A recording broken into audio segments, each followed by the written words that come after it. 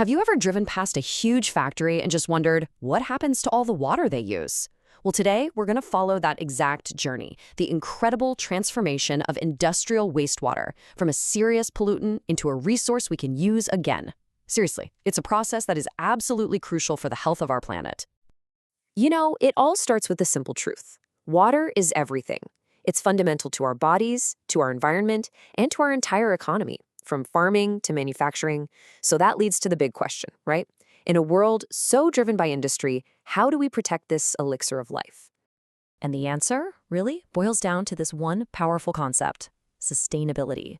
Now, this isn't just some environmental buzzword. It's all about a carefully calibrated balance, finding that perfect sweet spot between environmental health, economic growth, and social well-being, so that we can thrive today without stealing from the future.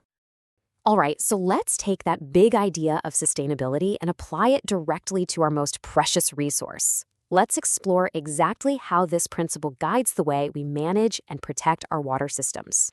But, a principle is just an idea without a plan. To actually protect our water, you need rules. So in this next section, we'll look at the frameworks, from huge global agreements all the way down to local laws that turn the idea of sustainability into real action. Let's start with a 30,000-foot view. On a global scale, you've got these major frameworks coordinating the action, like the UN's Sustainable Development Goals, or SDGs. These, along with massive treaties like the Paris Agreement, set the stage and really create this global commitment to protecting our planet's resources. And check this out. This is how all those big global goals actually translate into local action. In a country like India, for example, you can see this clear hierarchy. It starts at the national level, and policy flows down through central and state boards right to the local governments. It's literally a cascade of responsibility from the top all the way down. Okay, so we've got the rules in place. But here's the thing. A rule is pretty useless if you can't tell when it's being broken, right? So how do you actually measure pollution? Well, to answer that, we're going to have to get a little technical. Okay, one of the key metrics you'll hear about is chemical oxygen demand, or COD for short. The easiest way to think of it is as a measure of the total cleanup potential. It tells you exactly how much oxygen would be needed to chemically zap pretty much all the pollutants in a water sample. A high COD, that means you've got a big mess to clean up. All right, next up we have its partner in crime, biological oxygen demand, or BOD. Now this one's a bit more specific. Instead of the total mess, it only measures the waste that bacteria and other tiny microbes can actually eat. Think of it as an all-you-can-eat buffet for germs. A high BOD means those microbes are going to have a feast, using up all the available oxygen and leaving none for the fish and other aquatic life. Not good. So, putting them side by side really makes the difference clear.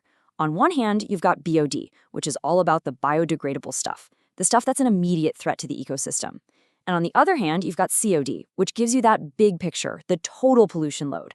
The bottom line, you absolutely need both to get a clear picture of what's really going on in the water.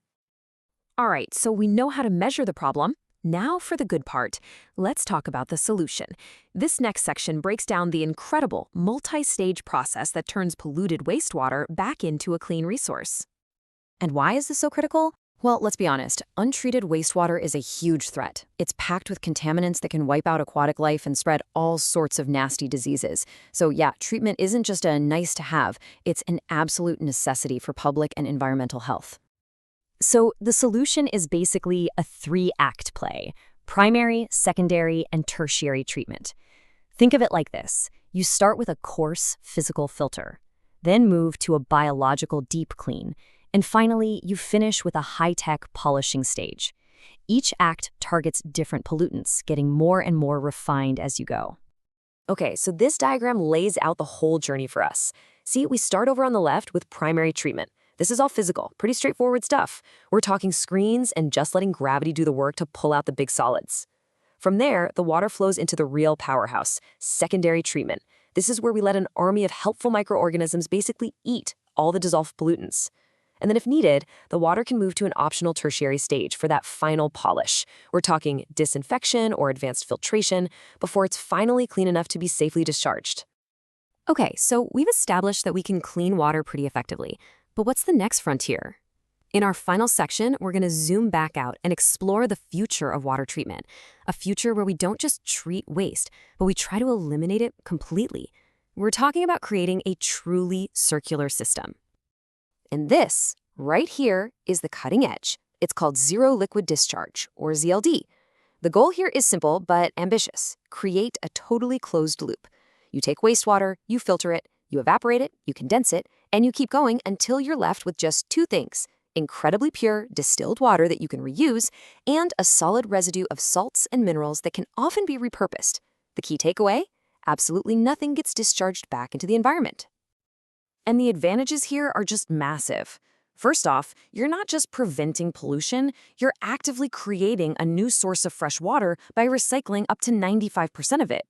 And on top of that, you can even recover valuable stuff from the waste. It's a total game changer, a real shift toward a circular economy.